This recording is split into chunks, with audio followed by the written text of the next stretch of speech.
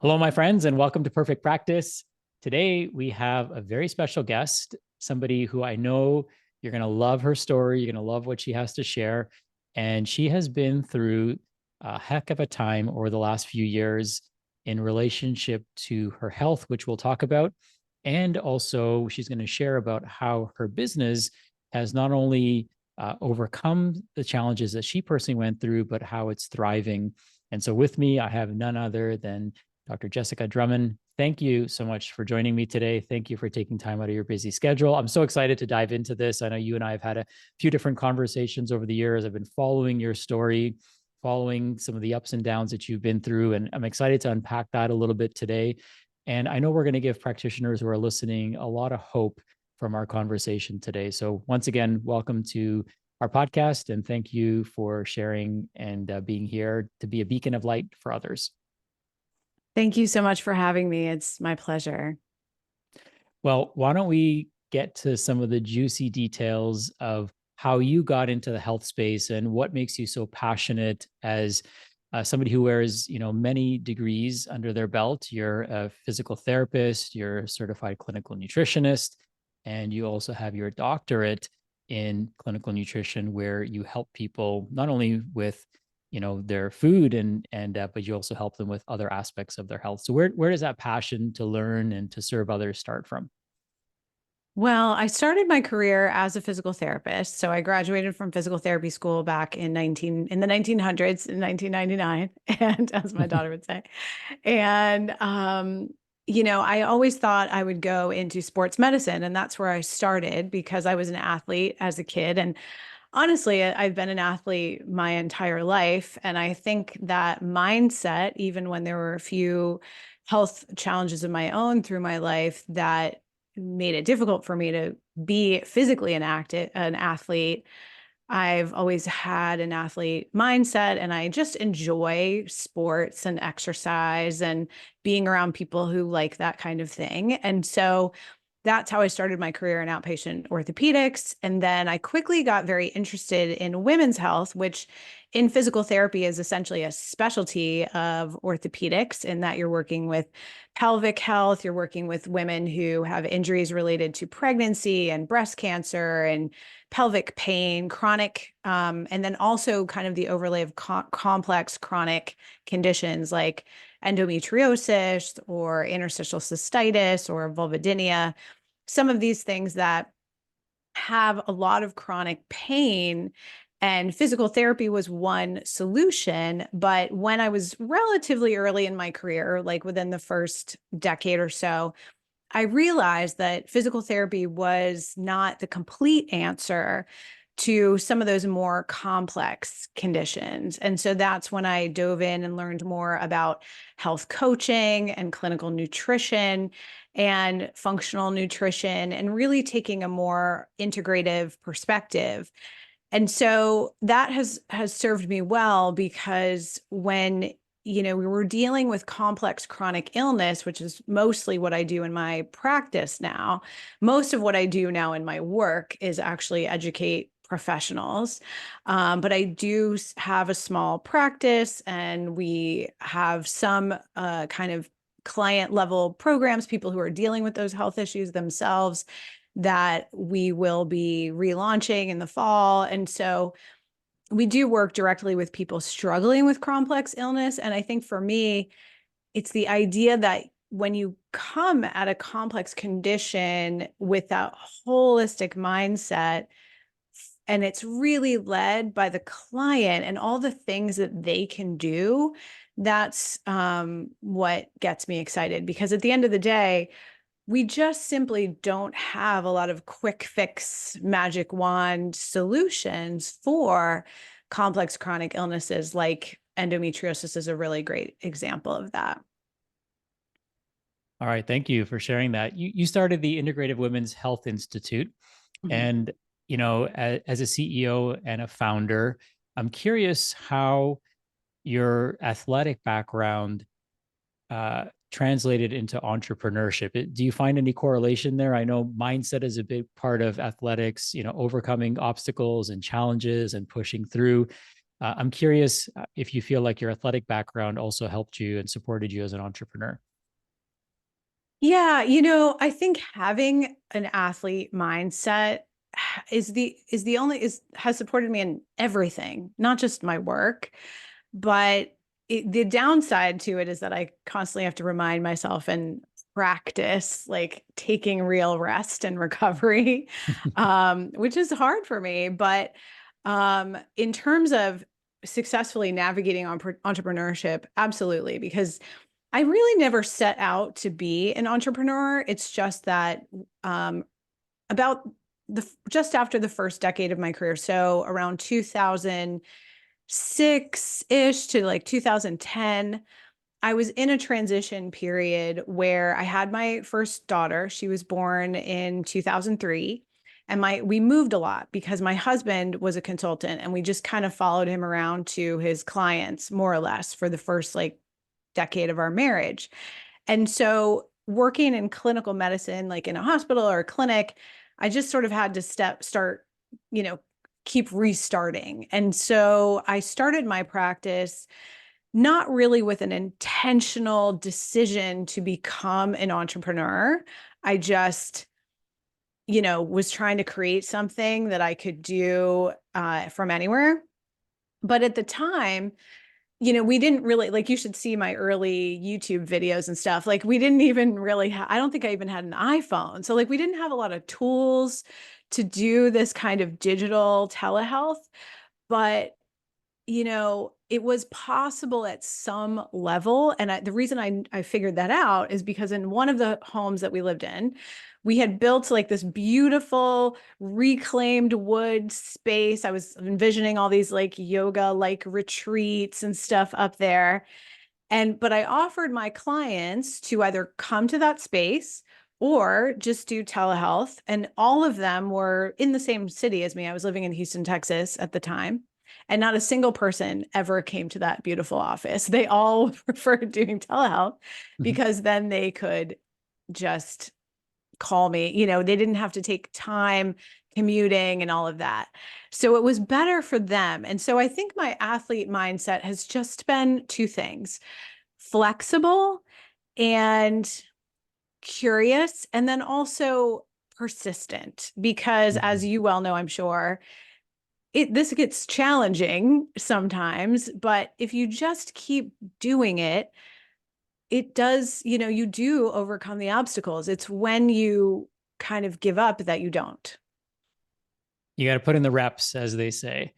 Yeah. I'm Yeah. I'm reading a book right now called Arate, and it's by Brian Johnson. If you haven't read it, I think you would enjoy it. And it's about 1,000 pages, and there's 451 lessons in it. So each lesson is like one or two, maybe 3 pages. And one of them they talk about there's an art teacher, and students have two ways that they can get an A. They can either do 50 pounds of pottery, and then the teacher chooses their best piece of art, or they get one piece of pottery that they get to create, and they get to submit that in for their grade. And the students that did the 50 pounds of pottery got the best, created the best final product because they had put in the reps. And I think that athletics is much like that, right? We got to put in the reps. And I think business is like that as well. We have to, pick ourselves up and dust ourselves off when we need to, and keep moving forward because we understand what the end mission and vision is. And with that being said, I'm curious, did you have any entrepreneurial mentors in your life, perhaps family members or your parents, or people around you? Like, what inspired you to kind of take the bull by the horns and start your own business? Honestly, no. Like I said, it was really not done intentionally. I just thought, well, let me try to help people in a different way than Hmm. I knew was possible within conventional medicine, because that's what I did for the first, third of my career or so. And then a couple of things happened. I did have other mentors over time, but when I was living in Connecticut the first time, I met a woman named Fabienne Fredrickson, who was a marketing teacher essentially. And she kind of opened my eyes to the idea of digital marketing and online education. And as you can probably see from behind me, I'm interested in education. I love the community of college and college towns and like the experience of deepening one's education. And I always did professional education. My first boss, or my second boss, and my first boss in women's health in that hospital had me when I was like 2 years out of school, giving large national lectures and taking students. And so this idea that we could reach students beyond just sort of like a university community or a hospital, weekend course was very interesting to me. So, but no, I mean, in my like, childhood and my life, I really went through a very traditional public education path. And I went to college and graduate school, and I really expected to have a pretty straightforward clinical career.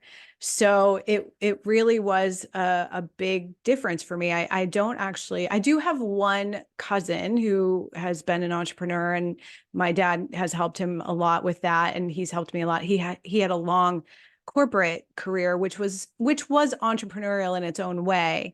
But no, it really has been just something through meeting other kinds of mentors and honestly just trying it. I do think the thing I get from my background is my parents really supported my education, paid for most of my schooling. I had some student debt, but not buckets of student debt that people have now. And so I always had a safety net. It's Mm. easier to be entrepreneurial when, you have some financial cushion.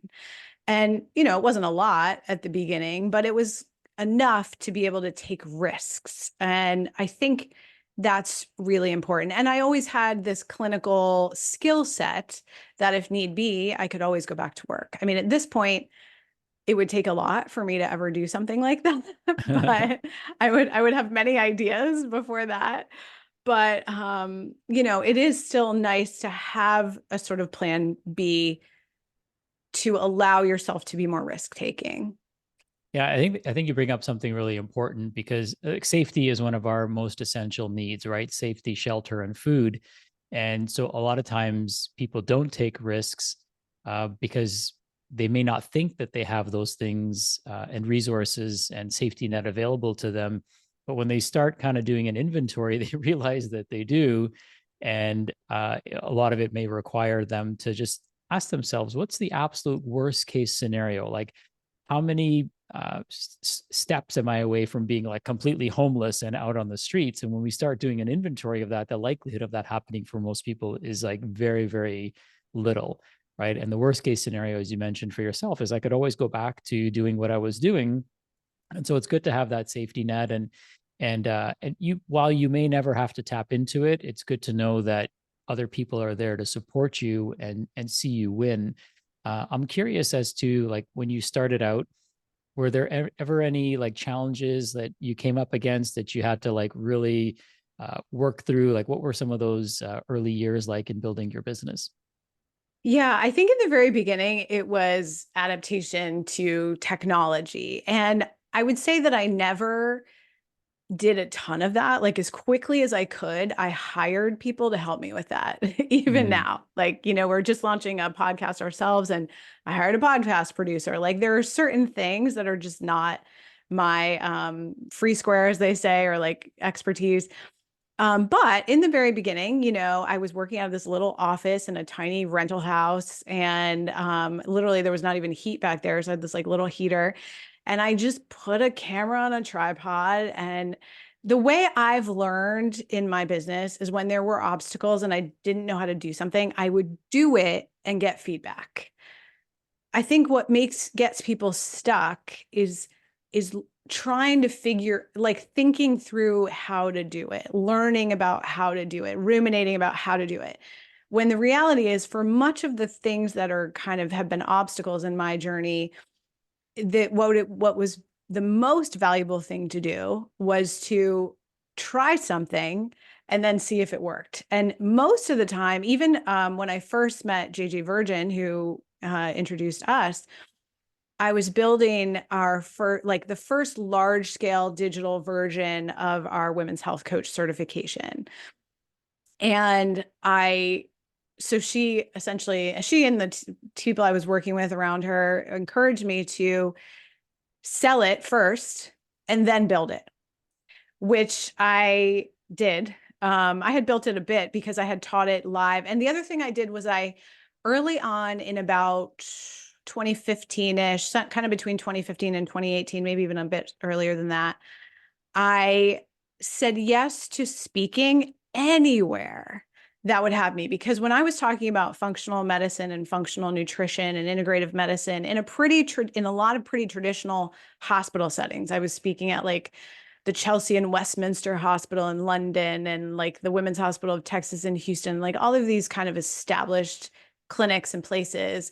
But I had already been teaching a lot among women's and pelvic health physical therapists. So I had a lot of friends who trusted that I knew what I was doing, though most of them thought I was kind of crazy for thinking that even nutrition and basic lifestyle things could make such a difference. But they trusted me because I had that. First of all, I had these letters behind my name, which sometimes is valuable. And they knew me already. I was teaching on other topics, at least some of them. And then that connected me to a broader network. And so for that first 5 years or whatever, where I was really launching the larger scale global programs, I would just go talk about them literally anywhere in the world that invited me to speak that had more than like 20 people. I went all over the place.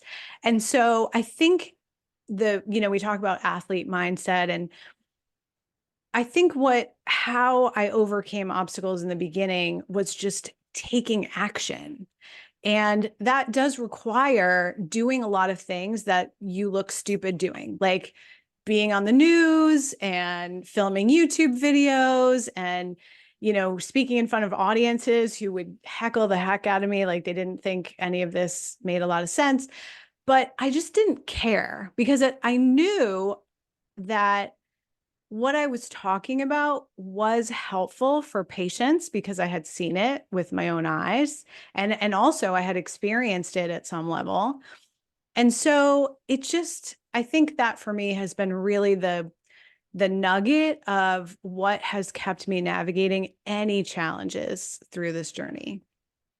Yeah, I think that's such a valuable lesson and something worth double clicking on for people who are listening to this, because early on we're going to face ridicule. Sometimes it's that own inner voice. Sometimes it's going to be the people around us.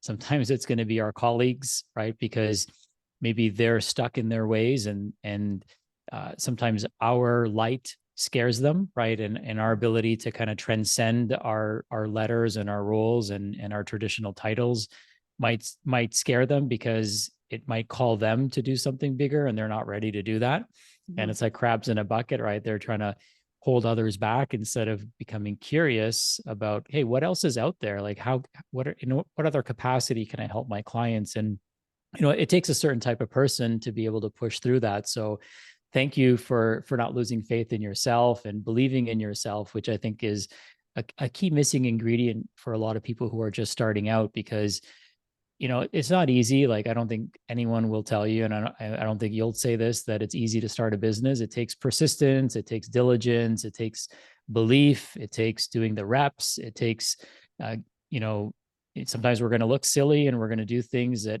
we might look back at. And maybe you do this as well, but I look back at videos I recorded from like 8 years ago and I kind of cringe. I'm like, that was me. Like, and what I was saying may not change today, because I think that you and I both provide timeless wisdom, but maybe how I said it or how I looked or how I articulated it, makes me feel like, oh my God, like I can't believe that was me. But it's also, I can't believe that was me. And here I am now.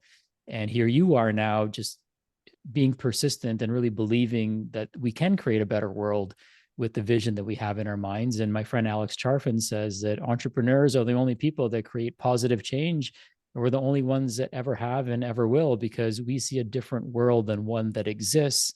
And we're crazy enough to kind of bring it into fruition and make it a reality for ourselves, but then all the positive influence and lives that we'll touch as a result of that persistence and passion that we have. So thank you for pushing through and being a role model and an example to, me and our listeners as well. Before we started recording, we talked about something that I think is very important. And I had a conversation earlier today with an investment banker and somebody in who goes around and buys people's practices, not that mine's for sale, but Mhm. I asked him, what do investors look for in a business when they're purchasing it? And he said there's three key things, and you might know this already, but for our listeners, it might be helpful. First is EBITDA, which is essentially profit. Mhm. The second one is how much the founder is involved in the day-to-day operations of the business and making it successful. And the third one is the SOPs, which is the standard operating procedures. And one of the things that I think a lot of us were challenged by over these last few years has been, kind of this pandemic challenged and stressed our businesses in different ways. Particularly in your business, I know that you had a run in with COVID, and that led to a series of long haul symptoms and things like that. And that's really what drove, really connected me to you, in the sense that I'm like, man, she's going through this, but she's so persistent. She's learning, she's sharing, and I'm so grateful for some of the things I've learned from you.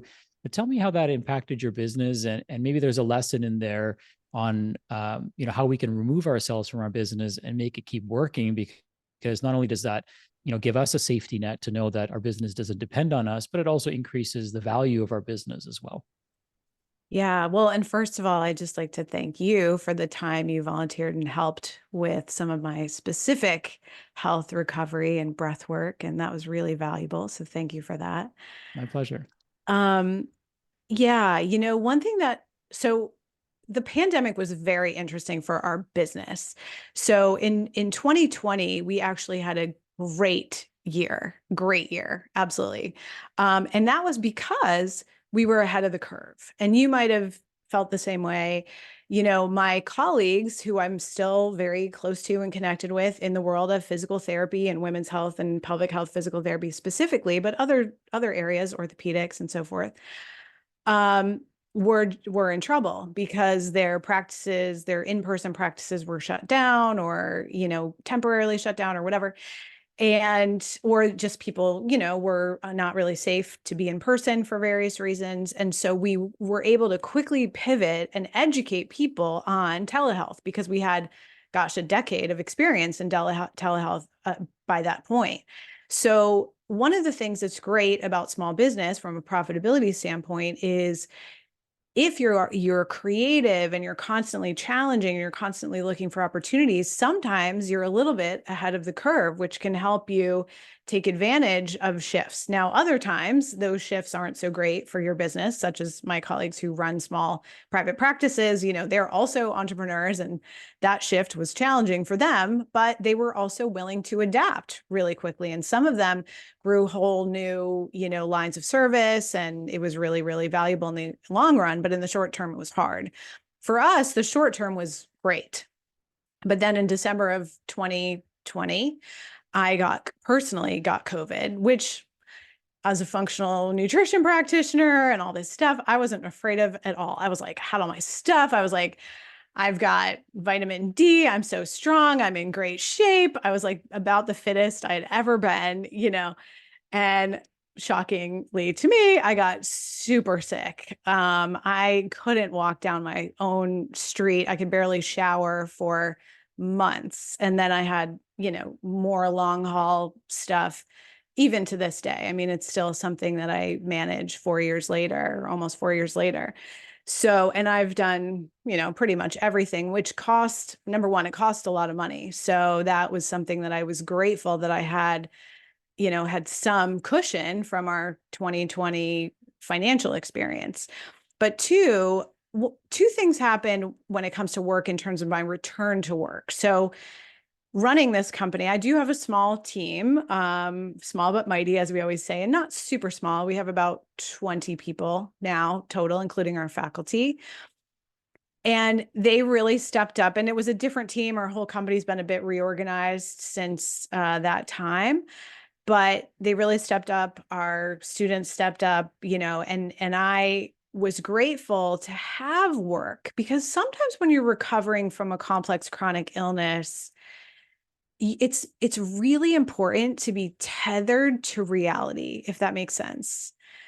Like, part of the healing is staying contributory, even if it's in very small ways. So I was grateful. Like, I one time worked with a patient who was a male physician cancer doctor, and he was really, really sick, but he was able to like see patients like 5 hours a week.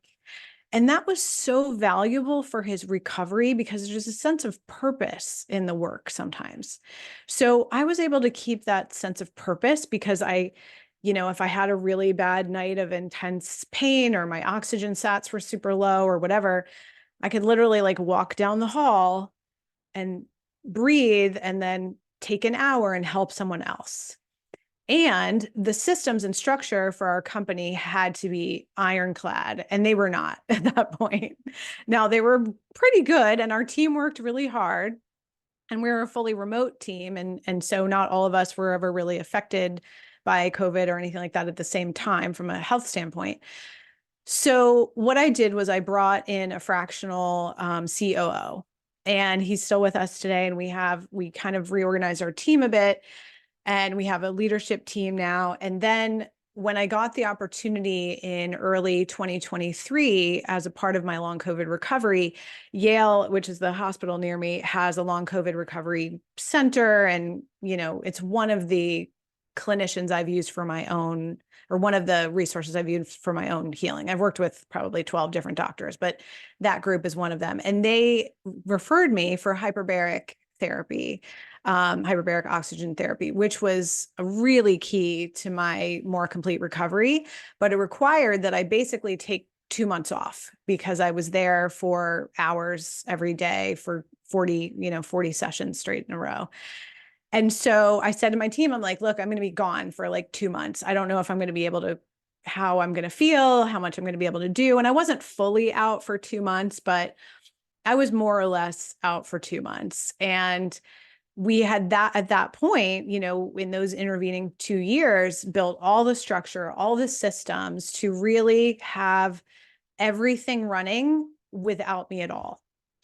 And that was so valuable, because we were able to maintain our profitability. We were able to maintain our revenue generation. We were able to maintain supporting our students and our clients. And now this year, we've gone even further, and we're working on exactly how to scale our strongest programs.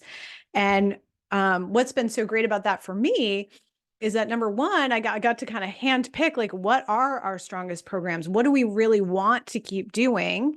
And then we have a very clear path to what are the goals we have to hit that kind of ideal EBITDA for our, profitability for our company to be even stronger, with or without me. Because now, when you go from being like literally at the peak of health to like a week later, almost dying, you kind of like think about your business as a resource for your family if they were to need it and you weren't there.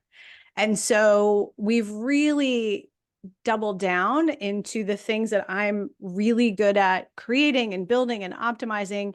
And then the team taking that and as you said, the SOPs, anyone with the appropriate scale, of course, being able to take that and scale it and continue the mission, not only for the sake of the work, although I actually think that's an important piece of it too. Like, not a lot of other people are training women's health professionals all over the globe to be able to think so integratively. And we know we have a dearth of quality women's healthcare, right? So I feel like this work is very important to the evolution of the healthcare system, but also as an asset that I've worked very hard on for 15 years, that should anything happen to me, my family would at least be able to recoup some of that effort. And then ultimately, hopefully I don't just die suddenly.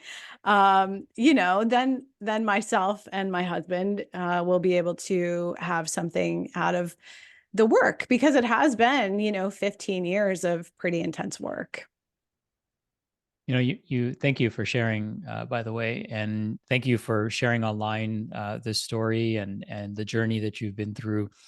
And it's quite striking because you're at your peak of health, and then something comes along and kind of feels like it pulls a rug from underneath us. But thankfully, you had, the right relationships, the right foresight, the right team to support you and hold space for you so that you could go through your recovery, and wishing you a full and complete recovery, as I know sometimes these things can take some time, and it seems like you're doing a ton better, which is Yeah. awesome. Yeah. I know that maybe it's another interview, but I'd love for you to share, because some people might be listening to this and maybe they have patients that have gone through long haul symptoms or have long haul symptoms, or maybe practitioners.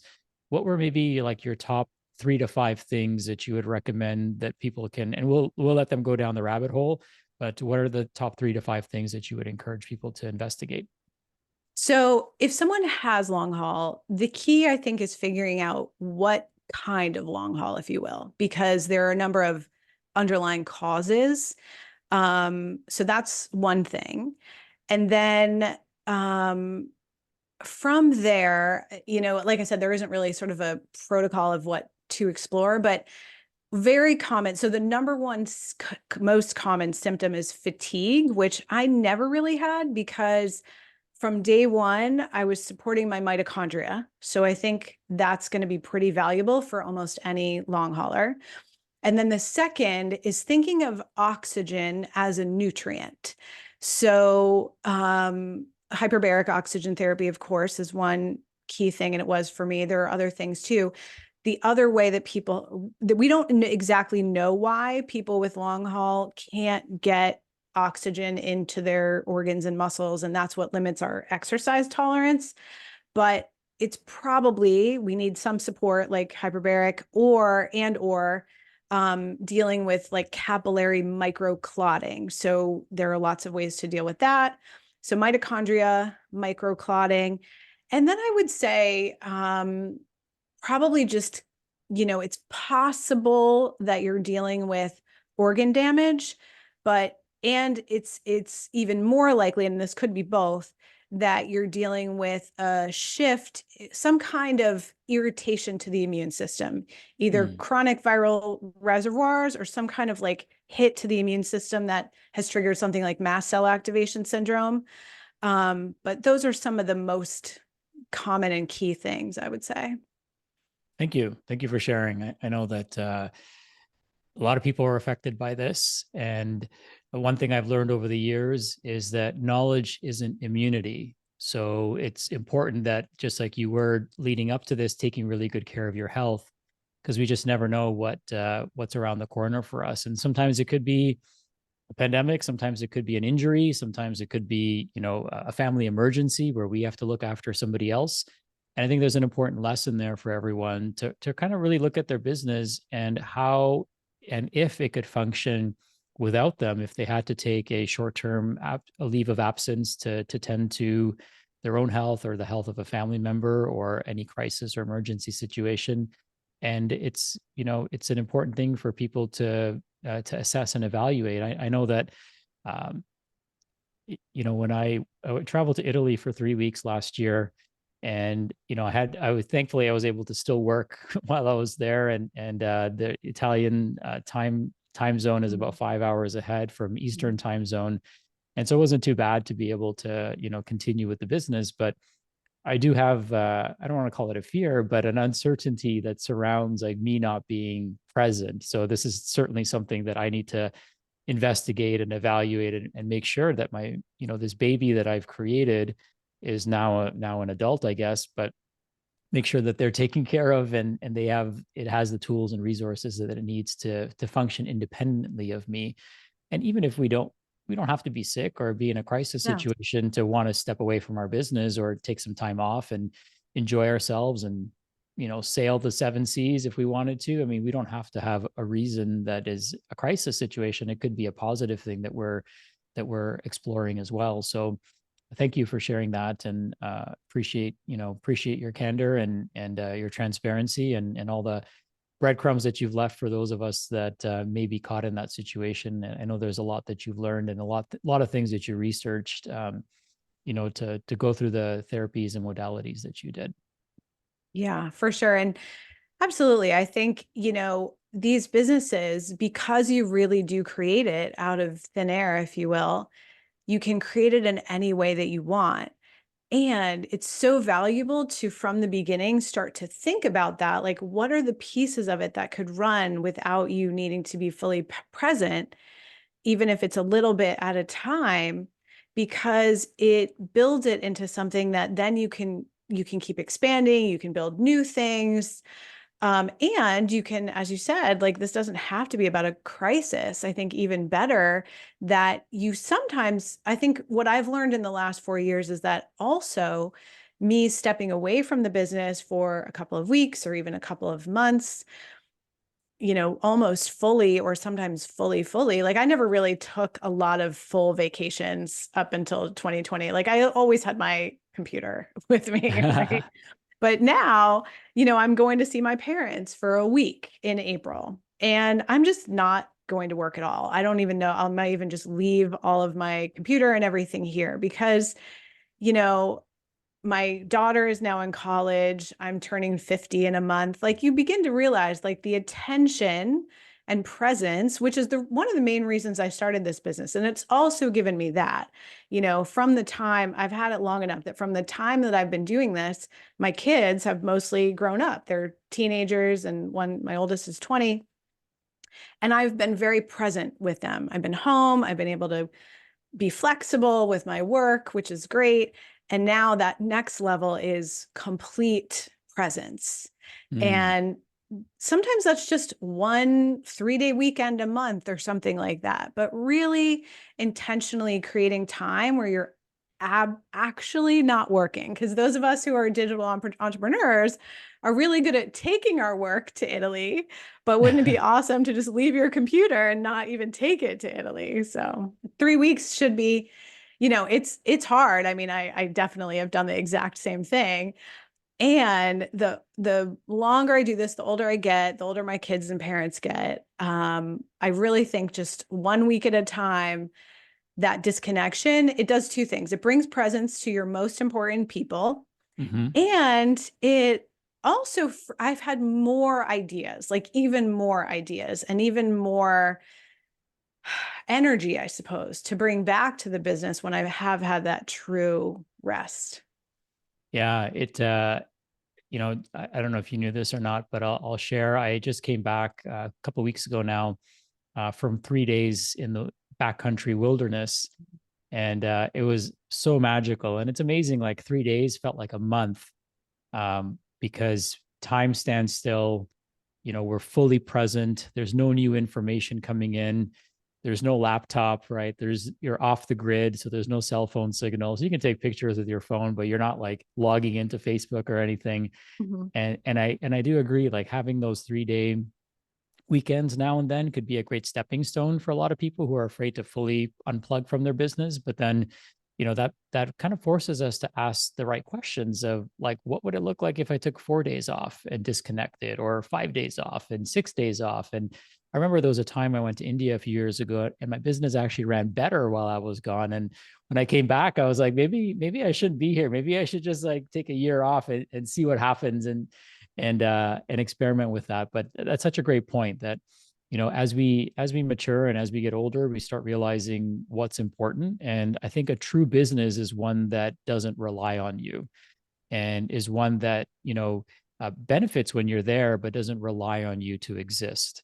And it's kind of like raising children, right? It's like in the beginning, we need to be there for them. And especially when they're newborns, we have to attend to every need that they have. But then the goal isn't to be there for them in that capacity for the rest of your life. You want them to grow up and be independent, and, benefit from your time when you're there, but not necessarily be 100% dependent on you being there for them to thrive. So I like to equate a business to a child. I had a conversation the other day with somebody. They're like, how much time do I need to invest in this to get this off the ground? I'm like, if you've had children, that's a good metaphor, because in the beginning, you're going to have to like tend to every need. And then over time, if you build it right and just like if you raise your kids right, they're going to become, beautifully independent of you, and they're going to benefit from you being around, but not necessarily require you to be there. So wonderful to see that, over the last few years, the impetus was created for you to build a business that,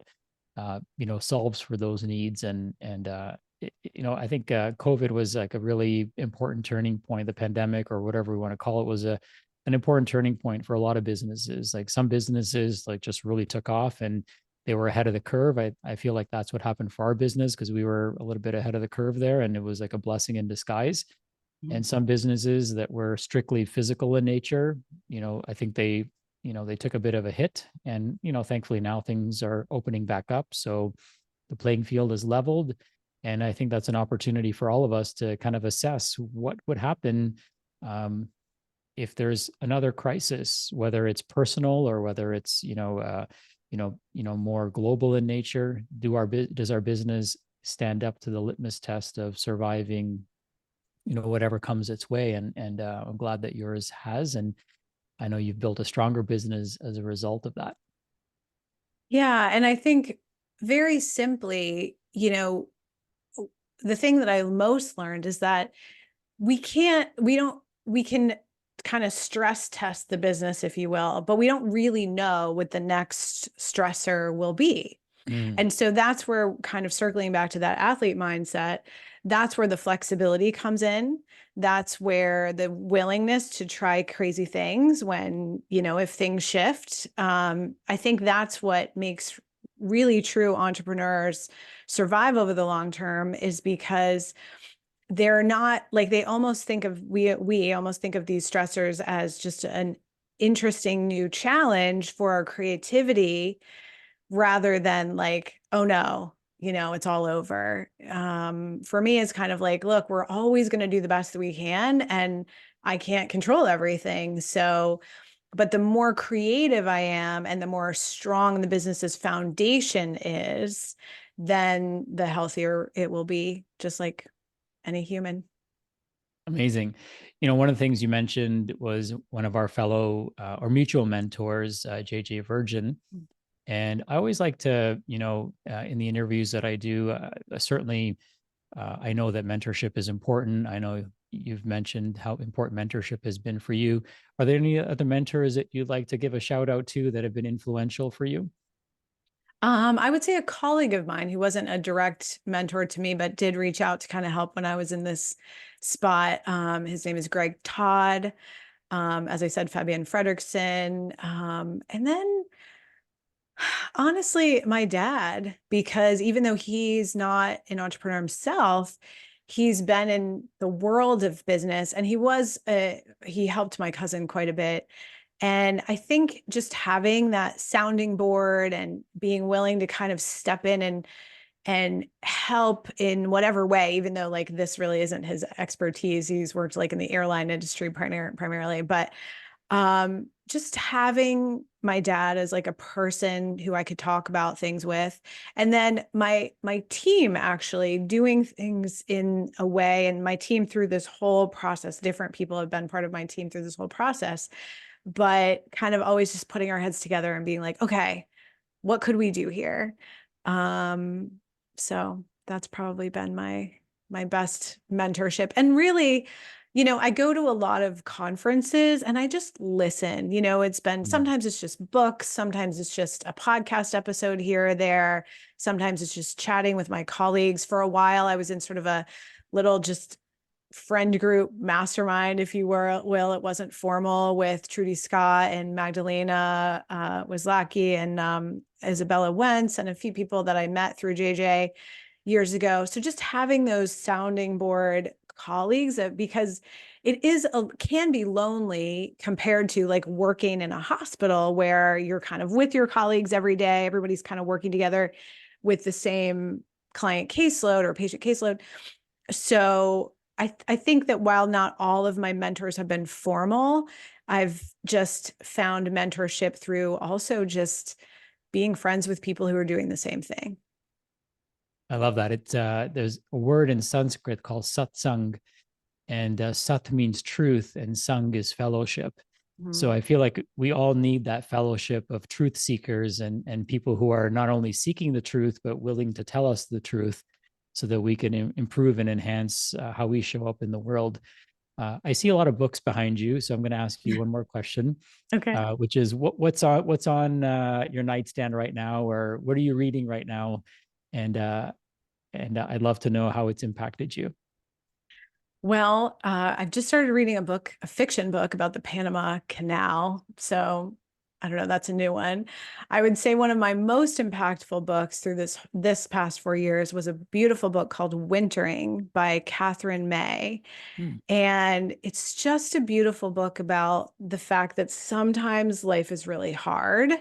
And the metaphor she uses is literally the winter and cold swimming and things like that. And it's just a beautifully written book about navigating that. And there's one other book that helped me kind of navigate living with a chronic illness after really never experiencing something quite like this, called Between Two Worlds. I don't remember the author's name of that, but she was a woman who had cancer and then recovered. And it's very interesting too, to kind of shift it's changed both of these works have changed my definition of health and disease, if you will, and seeing it much more on a continuum, um, because defining healthy is so elusive. And then defining sick can be somewhat elusive too. So we don't really have to call ourselves one or the other, no matter what stage of health we're in. And same thing with life being hard or easy. You can have a easy part of your day and a hard part of your day. It's never really that life is hard or easy. So both of those really challenge my ideas around the continuum of those things. Wonderful. It's spring right now, Mhm.